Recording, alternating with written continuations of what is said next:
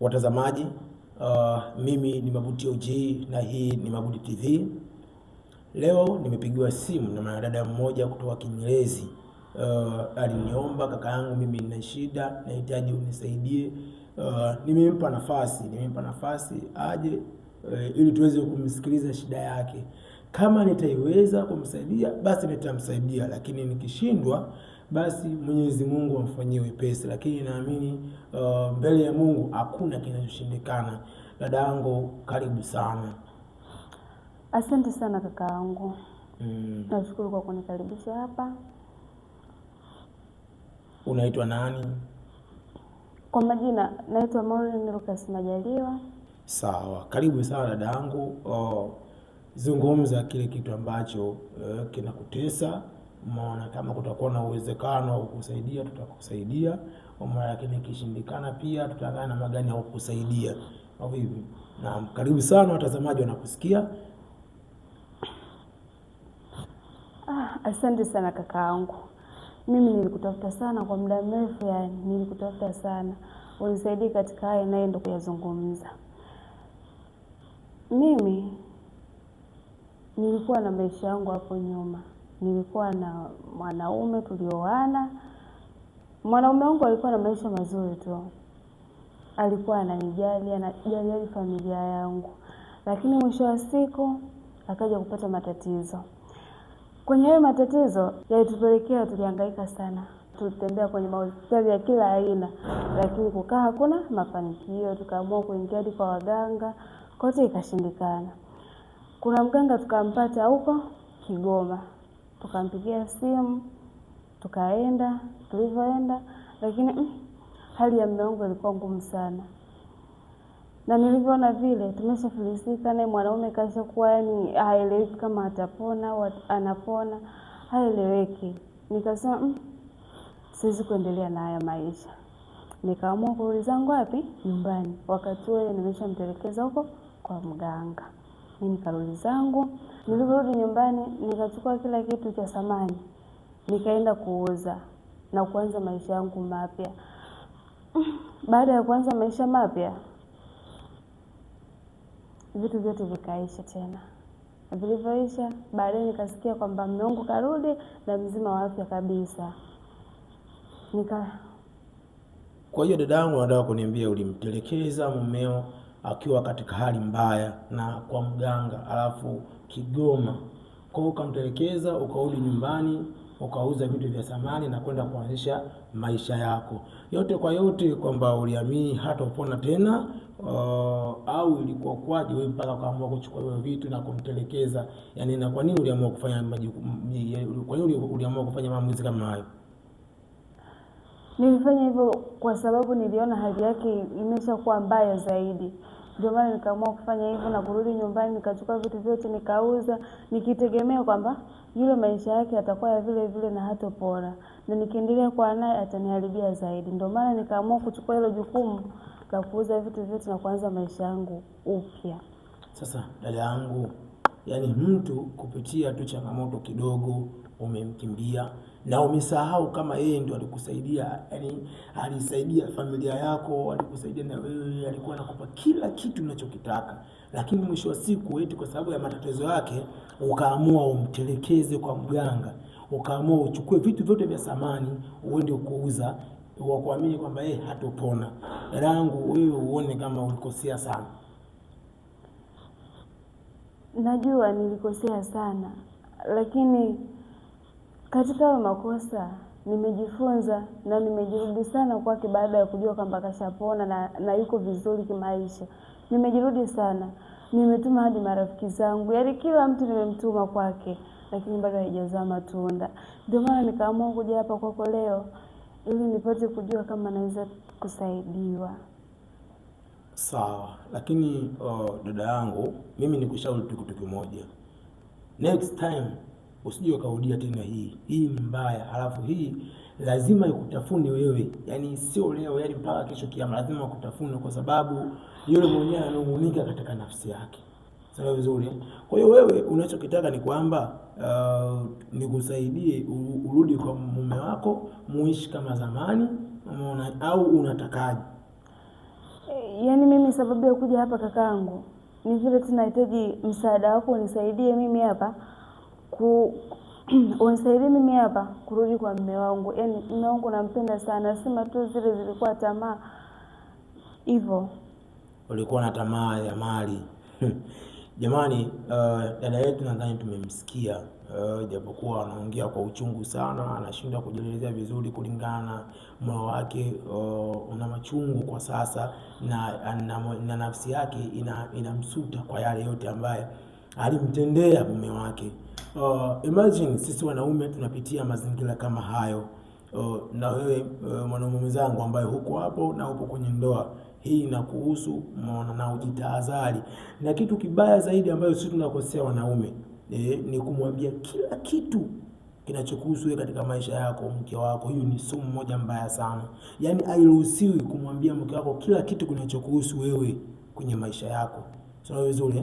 Yaani ukijua wewe mwanaume upo kwenye ndoa, sawa?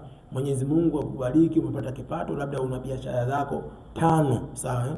Hakikisha kwenye hizo biashara 5 mwanamke wako ajue biashara hii moja, kwa sababu mwanamke wako atatumia udhaifu wako, sawa, kupitia zile biashara au mali ulizokuwa nazo. Kwa hiyo umakini unahitajika sana sana sana sana. Wanawake wana asili ya tamaa. Wanapoona wewe una biashara 5 kila siku, namba hela, namba laki, namba 5, namba laki 6, kwa hiyo atatumia udhaifu wako ili yeye kunufaika. Sasa hii ni mbaya sana. Sasa kama hivi dada yetu sasa hivi anajuta yale ambayo ameyafanya na amepitia. Sasa anahitaji apate msaada kurudi tena kwa mume wake. Je, mume wake atamkubalia? La, mume wake ataendelea kumkatalia? Sasa ikitokea mume wako amekukubalia, sawa, una kitu gani cha kusema baada ya kukubalia?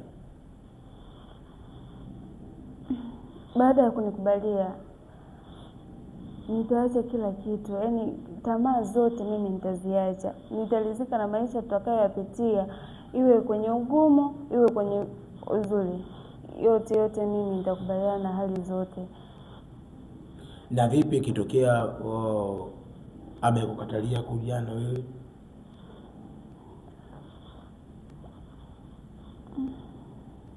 Yaani ukimwelezea kwamba bwana, labda mimi nimezungumza naye, umeona amekataa kurudiana na wewe, utakuwa katika hali gani au utajisikiaje baada ya hapo? Naweza nikasema yaani kuna mawili katika hayo. Yaani anaweza kanikubalia au kunikatalia kwa yale niliyomuonesha. Lakini mimi sikufanya kwa nia mbaya zaidi. Ni vile tu zilikuwa ni tamaa, alafu na jinsi nilivyoona hali yake.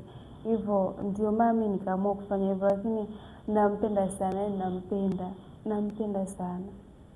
Yaani kwamba unamaanisha kwamba ulifanya vile lakini sio kwa kupenda, ila ni tamaa za kimaisha, umeona, ila katika nafsi yako bado unampenda sana, si ndio? Ndio. Sasa umejifunza nini kupitia tukio lote ulilofanya? Kitu gani ambacho umejifunza? Yaani tuashumu kwamba amekubalia au hajakukubalia, umejifunza nini? Yaani watazamaji wanakusikia pale, wapo ambao wameolewa na wapo wanaume ambao wameoa. Kupitia tukio lako unawafundisha nini watazamaji? Kwa upande wangu mimi hapa, yaani kwenye upande wa sisi wanawake,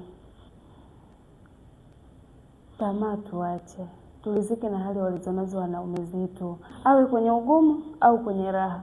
Tulizike na maisha aliyotujalia Mwenyezi Mungu. Tamaa tuziache, kwa sababu hapo nyuma nilikuwa na maisha mazuri, lakini sasa hivi kakaangu, huwezi amini maisha ninayopitia. Sijawahi kupitia maisha ya design hii, lakini sasa hivi nimekuwa na maisha magumu mpaka najuta maisha yangu yote kakaangu. Kwa hiyo ndio maana kakaangu nimekuja hapa na nahitaji msaada wako. Mimi chochote kile naweza nikakupatia, ni chochote nitafanya ili tu unisaidie kakaangu. Sawa, mimi nimekuelewa na na imani kwa uwezo wa Mwenyezi Mungu, sawa. Mahusiano yako au mume wako utarudiana naye na mtaishi kama zamani, kwa sababu hakuna kinachoshindikana mbele ya jua. Kama ingekuwa ni mapenzi na mjaoana kidogo ingekuwa ngumu, lakini kwenye ndoa na umesema talaka, Talaka wewe uliondoka, talaka alikupa au wewe ilikuwa kwaje? Talaka hakunipa, ni mimi tamaa zangu ndo ziliniponza nikaondoka pale nyumbani bila ya ruhusa ya mtu yoyote. Niliondoka tu kimya kimya. Kwaona sasa hivi ukimpigia simu unasemaje, labda kujaribu kumpigia simu? Yaani sasa hivi nikimpigia simu zangu apokee. Sana sana akiona hii namba nimeitumia sana anaiblock. Yaani nimejaribu kwa kila aina ya namba, yaani kila namba mimi naomba napiga. Sana sana atapokea, akijua sauti ni ya mimi anakata simu. Je, mlibarikiwa kuzaa watoto? Hapana, hatujazaa. Na hapo ulipo wewe hauna mtoto, ukiachana yaani mtoto wako wako tu ambaye usiki naye, hauna mtoto? Sina. Sawa. Jamani watazamaji, naona mmeona au mmesikia kile kitu ambacho dada yangu anapitia. Anapitia kitu kizito na anajutia yale ambayo ameyafanya. Jamani, mimi ninachoshauri tu kitu kimoja, wanawake punguzeni tamaa. Sisi wanaume vitu viwili tu tunavizingatia, sawa?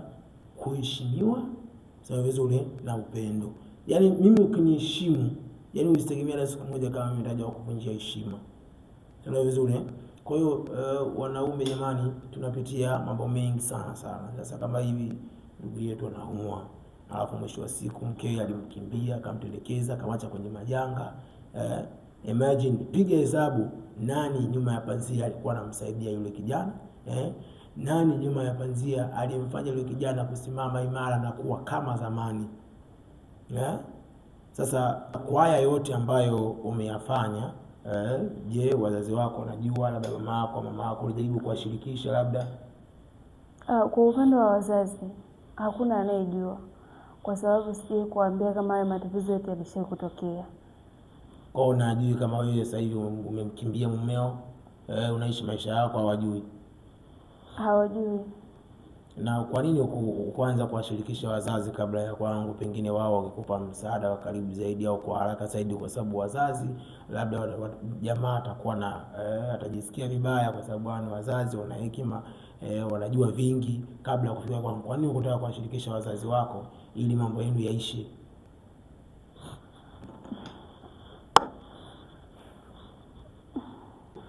Sikutaka kuwashirikisha wazazi wangu kwa sababu nilikuwa nina shida na mali. Nilikuwa natamani kuwa tajiri mkubwa, tajiri wa kike.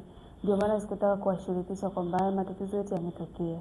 Ndio maana nikaamua kukaa kimya. Uone kama tatizo sasa hilo. Pengine ungewashirikisha wazazi wako, wangekupa msaada zaidi tena kwa haraka kabla ya kwangu mimi. Lakini sawa, kwa kuwa umefanya hivi na umekuja kwangu, ngoja tuangalie namna gani ya kukusaidia. Sema vizuri. Kama namba zake unazo, ngoja tujaribu kumpigia hapa tumsikilize anasemaje na yeye kwa upande wake. Kama ataweza kuja hapa, basi itakuwa vizuri zaidi ili tuweze kumaliza. Jamani, ndugu zanguni, kuna baadhi ya matatizo mengine tunajitakia wenyewe. Sio vizuri. Sasa wewe kama mtoto wa kike unaangalia kumiliki mali, sawa, unataka kumpoteza mumeo kwa sababu ya mali. Ujiulize, huyo mume wako hizo mali kazipataje? Hizo mali alikuwa anaziendeshaje? Mwisho wa siku anakuja kutokea majanga kama hayo. Sasa hivi unahangaika, unataabika, maisha yako yamekuwa magumu. Sasa una kitu gani cha kumwambia Mwenyezi Mungu kwa hali kama hiyo? Kwa sababu ndoa ni ibada, na wewe simu yake inaita, ngoja tuone.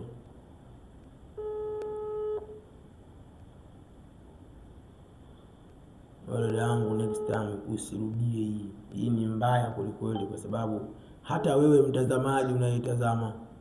Halo? Halo. Inakuwaje ndugu yangu? Salama. Kwema sana. Bwana samahani sana. Mimi naitwa Mabuti OG, mkazi wa Tabata Segerea. Ndugu yangu, mimi nimekutafuta. Jana nilipita dukani kwako, nikaomba namba zako pale. Shida yangu mimi, unisaidie mawazo, kwa sababu wewe ni mfanyabiashara. Kwa hiyo naamini utakuwa utanisaidia kwenye hichi ambacho nahitaji unisaidie. Okay, ndio nakusikiliza. Una jambo gani? Mimi shida yangu kakaangu, nataka unisaidie. Nina pesa takriban kama milioni 15 hivi. Umeona sasa hizi pesa mimi mpaka sasa hivi niko nazo, lakini sijui nifungue biashara gani au sijui nini nifanye kupitia hizi pesa, kwa sababu najikuta tunakaa nazo naziangalia, lakini mwisho wa siku nikazitumia vibaya. Kwa hiyo ombi langu mimi, kama ingekuwa inawezekana, tuonane, umeona, ili tuweze kuzungumza, unisaidie kakaangu, yaani unipe mawazo, hizi pesa mimi nifanyie biashara gani.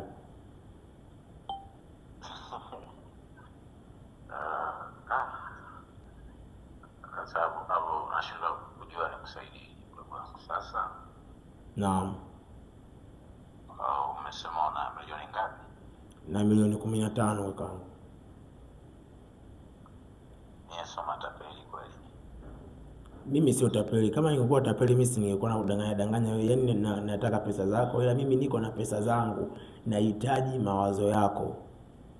Kama ingekuwa na uwezekano ungekuja sasa hivi hapa, tapata sigalia hapa, tukutane sehemu ili tuweze kuzungumza zaidi kakaangu. Nakuomba. Sasa wewe una umri gani? Mimi na miaka kama 28 hivi. Na elimu yako umefikia level gani elimu? Elimu mimi nimaliza chuo mwaka jana, lakini baada ya kumaliza chuo sikubahati ya kupata kazi. Kwa sasa hivi nikajengea kwenye mpango yangu ya mjini, mwisho wa siku Mungu kanibariki. Sasa kwa hiyo ni kijana yupi ambaye alikupatia namba yako pale ofisini? Maana pale na vijana watatu yupi sasa? Kijana mmoja hivi kibonge hivi, yani ana mwili fulani hivi. Sasa mimi sijawakalili sana hata majina yao sikuyauliza, ila mimi niliomba tu namba, nikapewa namba, nikaondoka kakaangu. Okay, sasa naam, muda ulopiga ni usiku na nishapumzika saa hizi. Ndio. Nafikiri nifanye kitu kimoja. Naam. Kwanza nijue aliyekupa namba yangu kati ya vijana wangu, alafu nafikiri kesho baada ya kujiridhisha na mazungumzo nao itabidi nikutafute au utanitafuta, ila mimi nitakutafuta mwenyewe. Basi sawa kakaangu, lakini nilipenda zaidi ungekuja leo, ungenisaidia sana, kwa sababu yaani unajua kuna wakati hizo hela zinatia wengi, mwenyewe unafahamu mambo ya hela, yani zinatia wengi kweli kweli. Yaani kama leo, kwa sababu ndio niko free sana, kwa leo kwa afadhali sana. Sasa unajua pesa zihitaji kelele, sawa? Ndio. Na matajiri wote unawaona wanasubira, walifanya subira ndio maana wakafikia hapo walipo. Naam. Kwa hiyo wewe fanya subira. Basi sawa. Basi leo huwezi kunipata kwa sababu mimi na ratiba zangu. Basi sawa brother, asante sana, mimi nitasave namba yako. Kwa hiyo nitakapomaliza ratiba zangu nitakwambia nini cha kufanya, sawa? Basi sawa, mimi naomba usave namba yangu, usave Mabuti, mimi naitwa Mabuti, naomba usave, lakini kesho mimi Mungu akijalia nitakutafuta ili tuweze kuonana hapa tuzungumze. Sasa na wewe jina lako kweli wazazi wako wamekupa jina wakakuita Mabuti? Mimi naitwa Mabuti Mohamed Mabuti. Ile Mabuti ni jina la ukoo, kwa mimi nimechukua jina la ukoo Mabuti. Okay, sasa la Kibantu hilo. Naam, la Kibantu. Bwana shukrani sana kakaangu. Sawa, asante. Haya. Dada yangu, nadhani umemsikia hapa.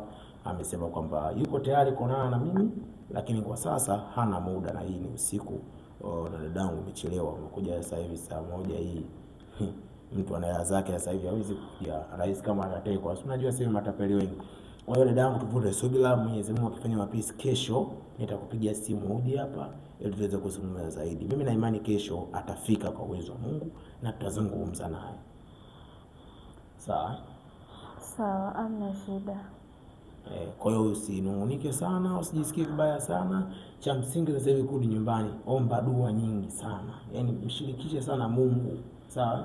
Mwenyezi Mungu ndo anatenda neema, kila neema unayojua wewe kila matatizo ya mwanadamu Mwenyezi Mungu ndo anasababisha mtu awe nazo. Sawa? Kila shida za binadamu, shida zingine zinakuja kwa majaribu, matatizo mengine yanakuja kwa majaribu ya Mwenyezi Mungu. Ndio kila kitu Mwenyezi Mungu ndo anayejua. Usiamini kupitia mimi, amini kupitia Mwenyezi Mungu. Sawa? Kwa hiyo omba sana Mungu, mshirikishe sana Mungu, urudi kwa mume wako. Lakini pia nakuomba ukirudi kwa mume wako ukatulie. Sawa? Nadhani ushajifunza kupitia tukio hili, ukatulie, japokuwa hatujui kesho kama utakubaliwa ama la. Sawa dadangu? Sawa kaka, nimekuelewa.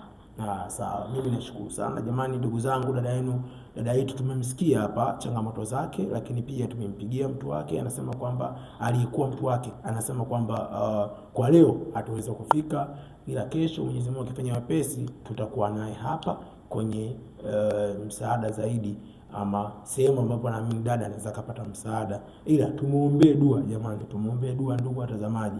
Ili janga limekuwa kubwa kwa upande wake. Hapa alipo haelewi, ana moja wala mbili. Kwa hiyo anaamini tena akirudi kwa mume wake atatulia. Kwa hiyo jamani, mimi nasema asanteni sana, nawapenda. Tukutane kipindi kijacho inshallah. So usikose kusubscribe, like, comment. Mimi bila wewe siwezi kuwa mimi.